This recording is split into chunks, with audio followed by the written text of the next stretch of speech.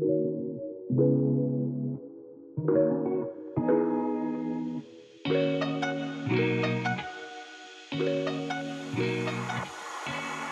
and welcome to Healing Spaces, design dialogue for mental health, where we explore the intersection of behavioural health and the environments that shape our well-being with industry experts and thought leaders. I am your host, Michelle Blackie, and I am Head of Strategic Marketing at Pineapple. Today, I'm joined by 3 industry experts from architect firm BWBR to have a chat about how we move towards a more holistic, human-centred approach to treatment spaces in behavioural health. Ellen Canerza, a senior architect who has previously worked on healthcare, mental health treatment, science and technology, as well as education facilities. Hi, Ellen. Happy to be here. Hello. And we have Sophia Skemp, who is a planner working closely with both major regional and critical access facilities on built projects and master planning, and she is co-creator of BWBR's scenario planning. Hi, Sophia. Hello. And Amy Kochiva, a senior interior designer who has worked on both new and renovated spaces, as well as a wide variety of healthcare project types, from large critical access hospitals to small complex renovations. Welcome, Amy. Thank you. Happy to be here. And you can find out more about all 3 of them on our podcast page. But let's get going. For a long time, mental health environments have been built around what we fear: control, safety, risk mitigation, rather than what people really need, which is compassion, dignity, hope. But the landscape is changing, and we're seeing a shift from very institutional settings to places that are designed to support healing and not just symptom management. So in today's episode, we'll explore what it really means to design with people in mind and not just protocols, and how we apply the human-centered approach to treatment spaces in behavioral health. So Ellen, let's jump right in. There definitely is a change in behavioral health design with more recognition of the need for patient-centered design. And today we often hear people talking about how the environment influences the healing process. So can you share an example of a project where the layout or the structure of a facility or space was deliberately shaped to promote therapeutic outcomes? Absolutely. So we often find that therapeutic outcomes for behavioral health patients are most successful when a patient feels comfortable, calm, and dignified, when they feel like they have a sense of control of the environment. So when a patient feels these ways, it can often reduce aggression, which we know is much safer for staff and all of the others that are sharing a space. So some ways that we deliberately shape a building to provide comfortable, dignified spaces is to include a range of space types. So, for example, we often have private rooms. There's always a bedroom, but maybe it's a gaming room where a patient can just play a video game by themselves. Yeah. All the way up to more of like a larger gathering, lounge space. There's also quiet versus loud. So maybe a sensory room for the quiet, a music room where they can play music. Calm versus active. Maybe the project can't afford a full gym. We'll still want to make sure there's somewhere where a patient can move a bit more, at least get some movement on a treadmill or a little walk. So exercise room can be helpful. And then inside to outside spaces. So if a patient feels like going outside, it's really, really great to provide that opportunity for them. When we have a range of spaces like this, it gives a really nice amount of options for patients and how staff can engage with them. Yes. And then next, So next we design these collection of spaces based on what the care team tells us a day is typically like for their patients. So for example, some projects aim to have their patients outside of the bedroom all day. So if that's the case, we want to make sure all the spaces where people are during the day have windows that provide access to daylight and views outdoors. We all on this call, I'm sure, know the health benefits of that. Absolutely. So lay these rooms out where they are during the day to have that. We want to make sure there's comfortable acoustics then in that space type. So for instance, a bedroom, you probably want that to be quieter. So we try to lay those out to reduce the noise from the larger, louder spaces. Gyms, you probably want acoustic panels in those.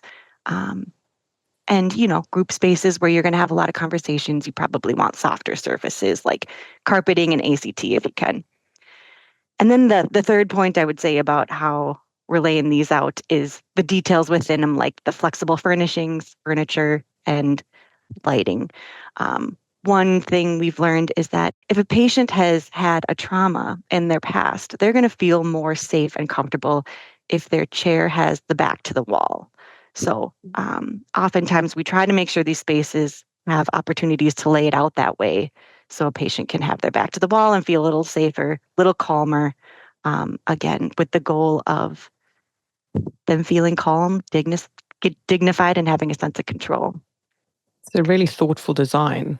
Going into it from the start is such an easy win, isn't it? To just give more thought at the beginning to really try and work out the patient experience from the beginning and right through the entire planning and construction and design and all those types of segments of the process of creating the space, isn't it? So all of this is designing it, for the people we know are going to be there now, but we always try to keep an eye on the future as well. So maybe 10 years down the road, there's a different patient type in the space with different acuity levels that needs different spatial density needs. So ideally, the way we build and structure this building can support future renovations or additions if needed. A CMU wall, it's durable, but it's not as easy to renovate in the future as maybe an impact-resistant chipboard wall with plywood behind it. So thinking about that, and then sustainability goals, we all believe are necessary for a good, healthy future for everybody, but sometimes the project budget doesn't afford that. So at least in this phase of the design, we can make sure the roof can support solar panels. You've got mechanical systems, that can connect in the future to maybe a geothermal system if you can't do it now. Yeah. And Sophia, I think obviously working really closely with Ellen and other people on these type of projects, I'm interested in your role as a planner, what particular challenges you face in getting stakeholders, and especially people not directly involved in the design aspects, to invest in a long-term holistic strategy. That's a great question. A challenge that occurs a lot is just the introducing something new to a client, because change is really hard for a lot of people, myself included. So if you're putting yourself in the shoes of staff members who have been at a facility for a long time, up to 20 years or their whole career, that's the only environment that you know. So it's completely understandable to us that your tendency is going to be wanting to redesign what you have today. Yeah. But our job is to offer up alternatives to you and also explain the benefits that they can afford for your patients and your staff as well. And that conversation is hard. The other challenge with that conversation is, from our perspective, we're just making sure that it doesn't feel like we are forcing you into an option. Yes. The staff are the experts of their patient population, period.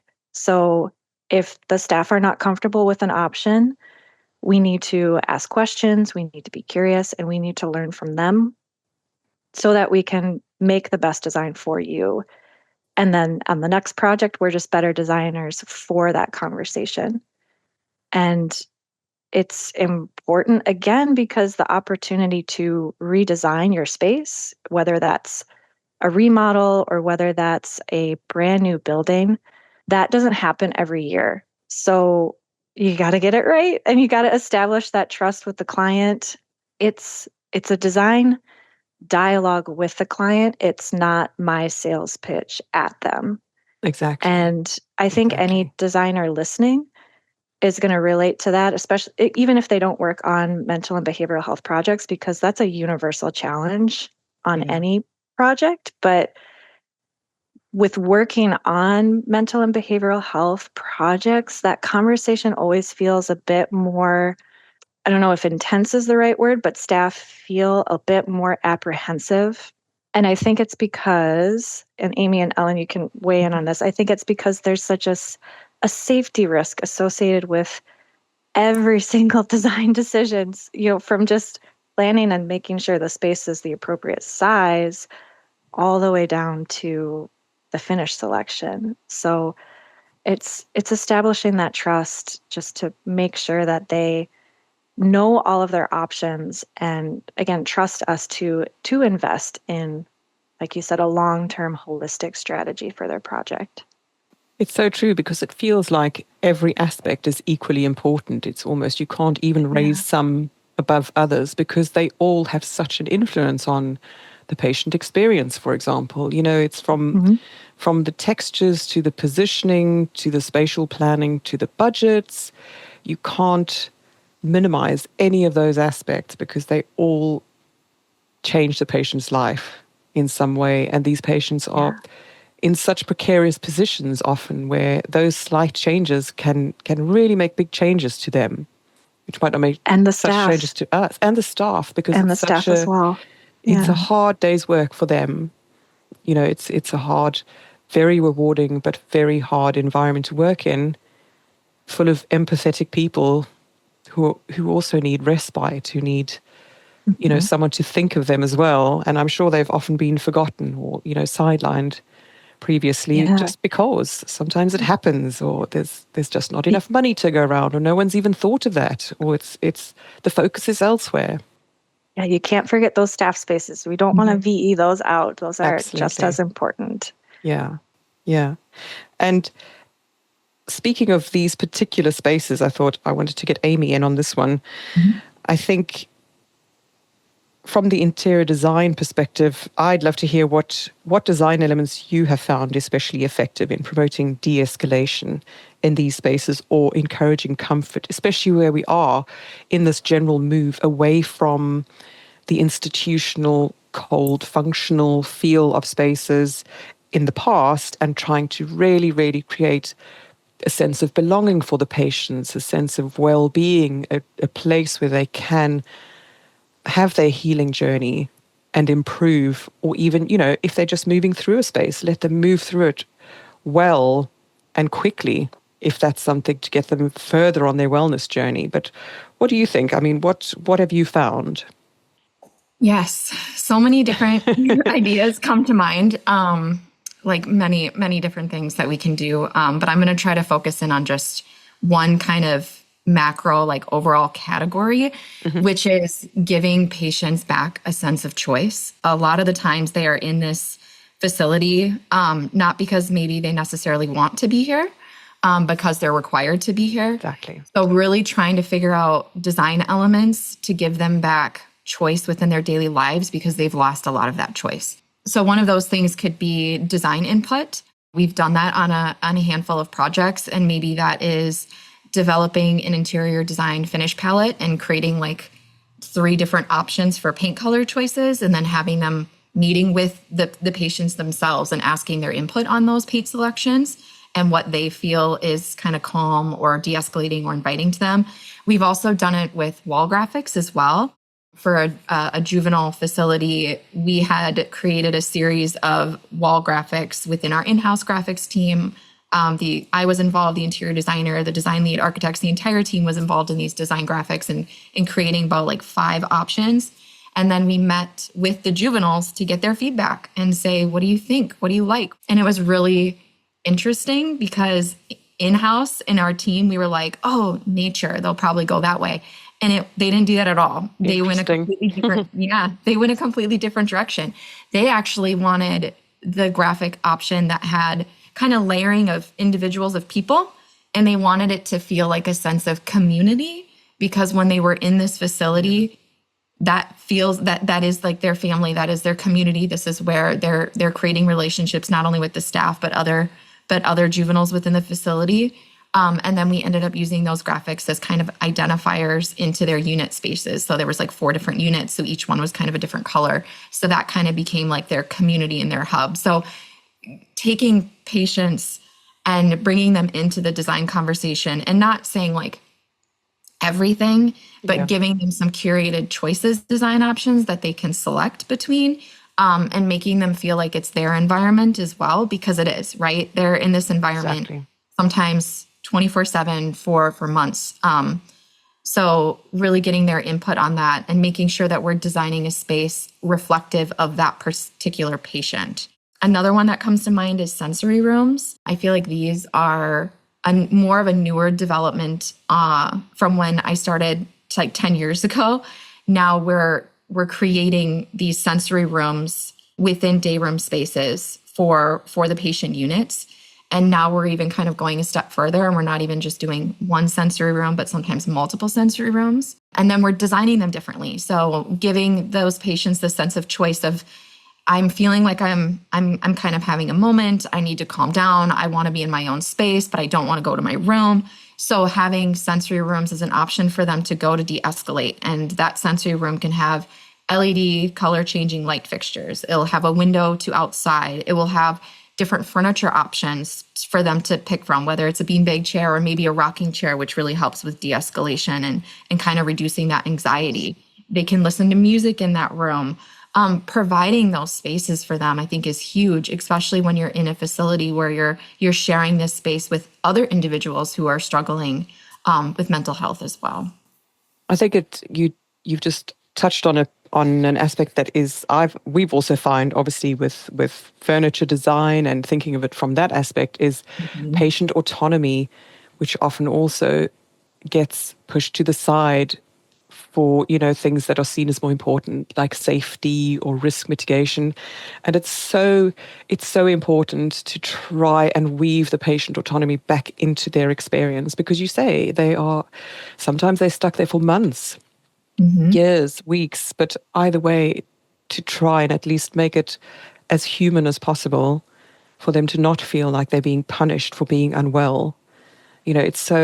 Sometimes you think it's so simple. Tiniest things can make such a difference, but it just takes someone to think of those. Put yourself in their shoes. Exactly. The human-centered lens. Yeah. Well, and thinking of it, yeah, exactly, from like their perspective, right? If they're struggling with mental health, and then you're being put in a facility that has concrete walls and sealed concrete floors, like that's not going to promote or help with their healing. So really thinking about how we can lay in elements with design and color and texture and all those things, but then also giving them more of a sense of choice within their environment too. So it goes kind of a little bit beyond design as well. Mm-hmm. You don't want to feel shame like you've done something wrong from your environment.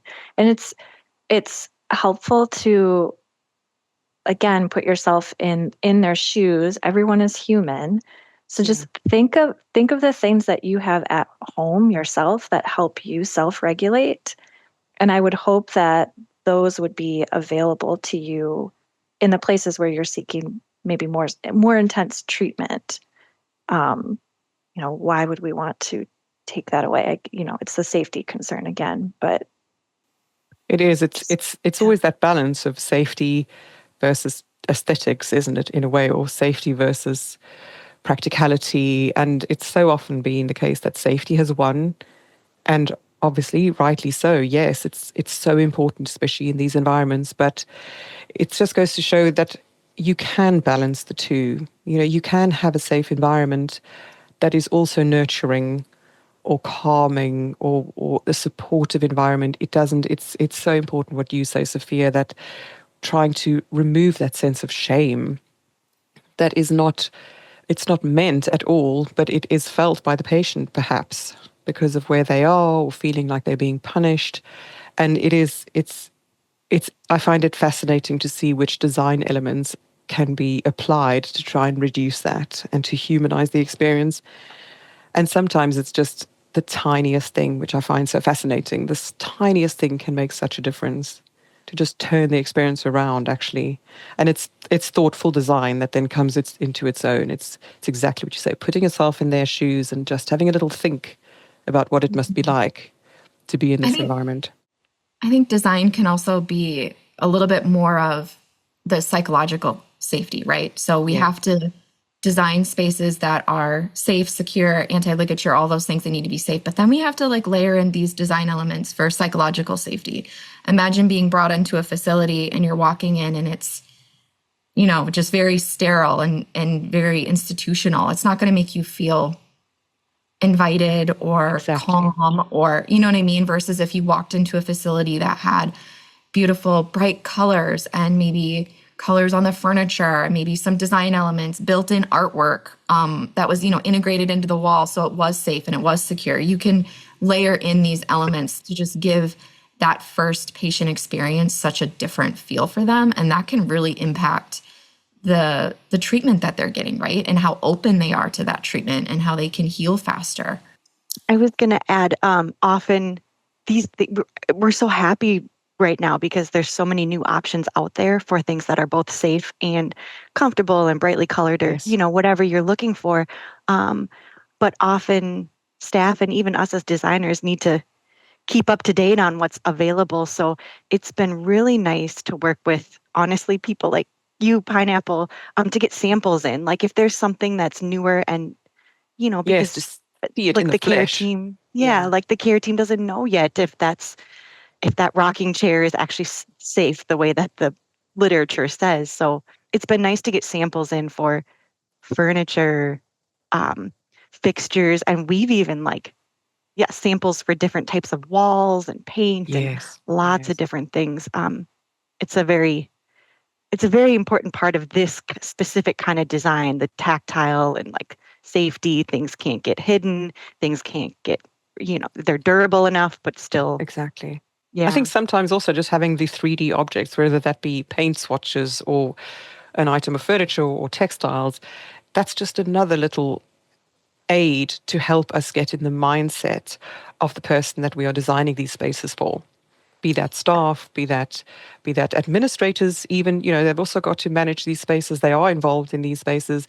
Patients, patient families, everyone has got something to add to the experience to try and help everyone who's involved. Test installations are another big thing that we Yes. use a lot. So if there's a new product on the market, having that conversation with the staff and the client about creating a test install for them before they kind of commit to that product for the entire facility. So that way their current patients can touch and feel, and they can Yes. have instances where maybe it needs to be repaired and how does that work and what's the warranty like, that they can test those products before they fully commit to them for the future of their very larger kind of remodel or expansion or new building. Absolutely. And that also provides such valuable feedback to the manufacturer, of course. Might be things Right. that, again, with the best intentions, you haven't thought of. You haven't thought of something or a situation that the staff would highlight to you and say, oh, this won't work here because of X, Y, Z, or this would be perfect here, but could you just tweak that? And that would be amazing in our situation. I think to add to that, Amy, I thought it was really nice how you were able on one project to organize a test installation for, it was a bathroom. I don't know if you want to expand on that, but I thought that was so helpful because Yeah. that's a space that's repeated so many times. So if you get it wrong, you have so many rooms to repair. So I'll so let you true. explain, That's so Amy, true, what you yeah. all did. Yeah, so we had their current finishes that they were using within the toilet facilities just was not really serving them very well. So we explored some different product options, but these were relatively new to the market. And so rightfully so, the client was a little hesitant. Also, sometimes with some of these better, nicer products that are coming out, there's a little bit more of a cost associated with it, right? Yeah. So we had done a small toilet room in one of their higher acuity units to use the product, and they had it installed for well over a year before we fully committed to it on their newer expansion and remodel. So those individuals were able to really get a full picture of how do we clean it?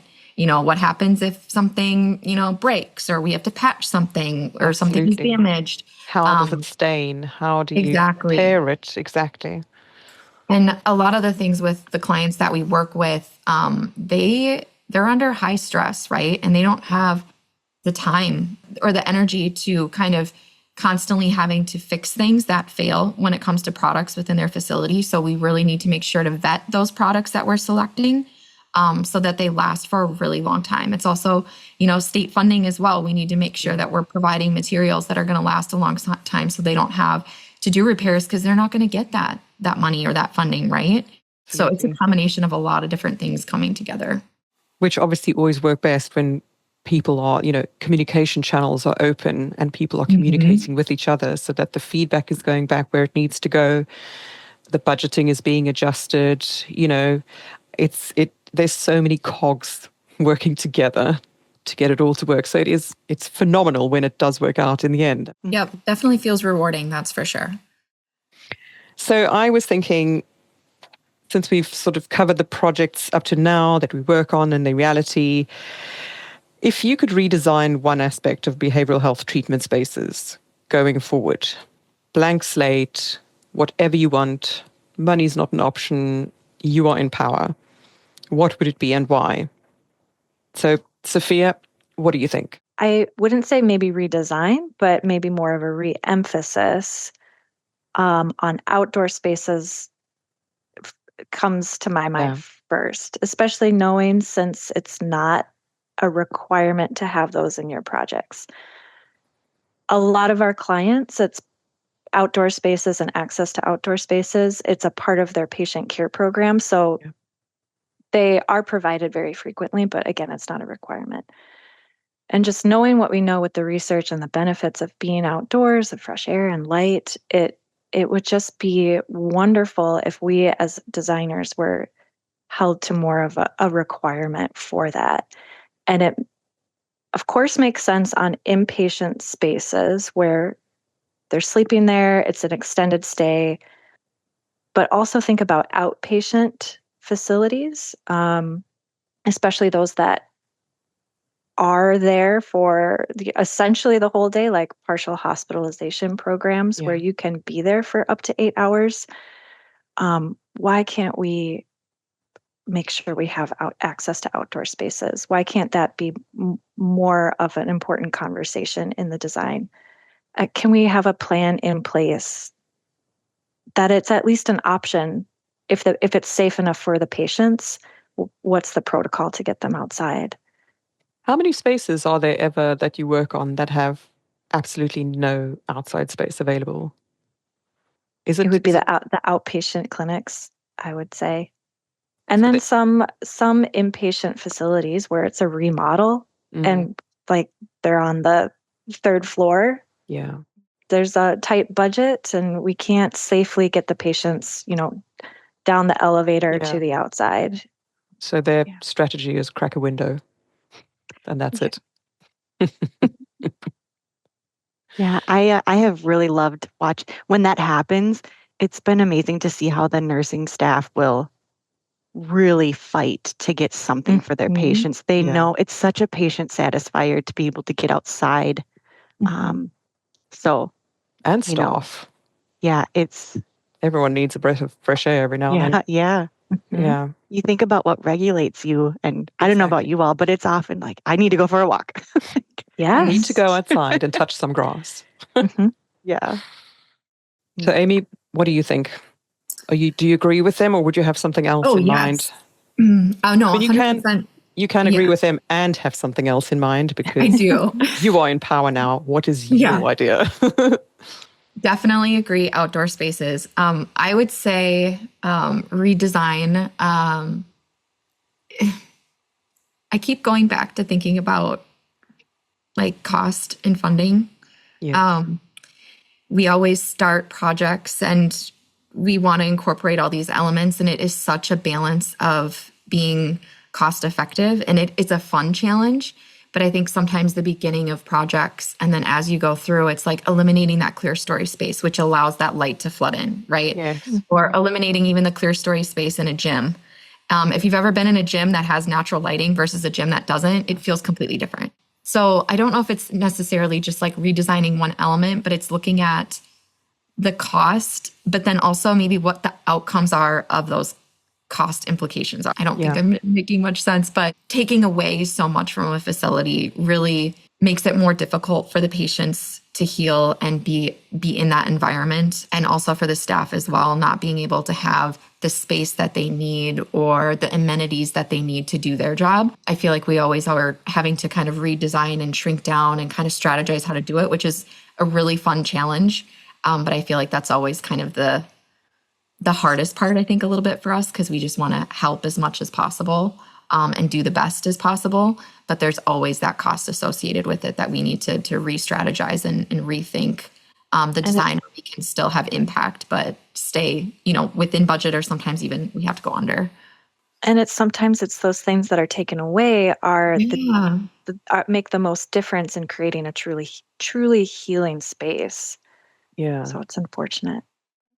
I mean, I understand that it's a fun challenge to try and make things work, but I think it's always laced with a bit of frustration because you just feel it's like Sophia saying, it's always, sometimes it's the small things that get cut because they are small, so it's possible to shave that off to get within budget, but that could have been the one thing that really makes such a difference to the patients. Yes.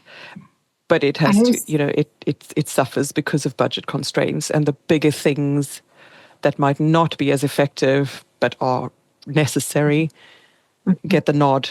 So it's tricky. And I suppose you are always fighting with budgets. I mean, you just never get carte blanche, do you? I was just going to give one example of like a budget thing that we always have to deal with, and that's like the window treatments within their rooms. Window treatments need to be anti-ligature for their spaces.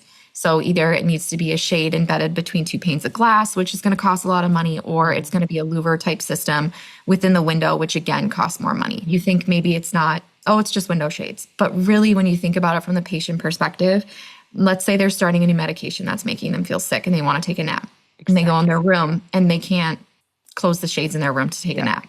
Things like that.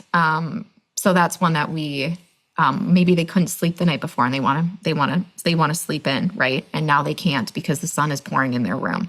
I mean, that's an agitator, especially for individuals that are already struggling with mental health. So, and you'd think this is feeding into their autonomy, which is great. Exactly. And how would you like it if you didn't have curtains in your room, especially if you struggle with sleeping, which a lot of them will struggle with because of where they are and their situation. And to think that something so small and basic is seen as unimportant, but it actually is such a game changer for them in their space. And Ellen, right, you are in charge, carte blanche, no budget issues, no problems. What would you change?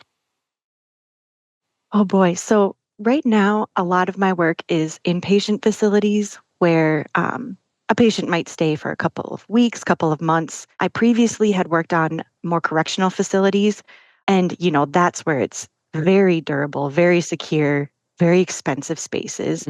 The inpatient spaces I'm working on now are still expensive, a bit different in design, where you're focusing a lot more on calming spaces and de-escalation. I wish there was more funding in the beginning of the continuum of care. And I'm learning that when it comes to behavioral health, it's much more effective to get the help you need earlier on before things kind of start spiraling out of control.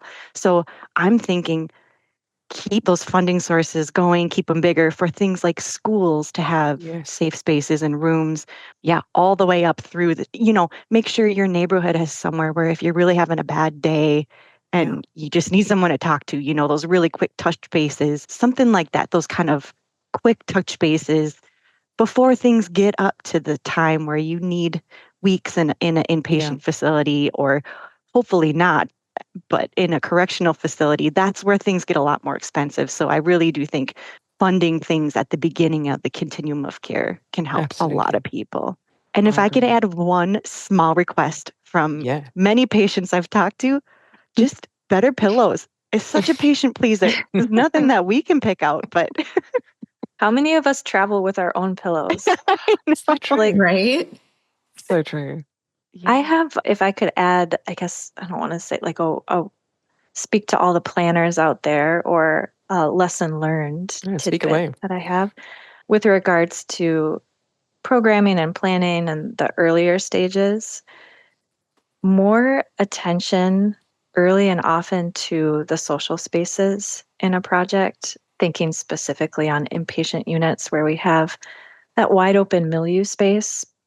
I think it's very easy to continue to leave it as just this open space on the plan for a little bit too long, and then focus more on spaces that need a little bit more detail, like a patient room, which makes sense. But if you check in with that open space a little bit earlier and more often, it's just going to be more beneficial. Like there's a minimum size requirement, a square footage per the patient that you're serving. But understand that that is the minimum. And sometimes, depending on things that are selected further down the line, like the furniture that's going to be in those spaces, that minimum could start to feel very, very undersized. And it might be a small thing, but it speaks to a greater design driver that we have of reducing crowding stress and making sure that you have sufficient spatial density, because that's just going to make that space more inviting, and patients are actually going to want to use it. So patients have another option, and that just gives them choice and autonomy, and that helps with self-regulation. So it's a small thing that just leads to bigger benefits. So don't leave that space just as an open area on the plan for too long. Like, start to look at it in more detail earlier. I totally agree, Sophia. I've really been trying in the past few years to think about that too, because that space gets used in so many different ways. And if the flexibility that you were talking about earlier, Yeah. Mm-hmm.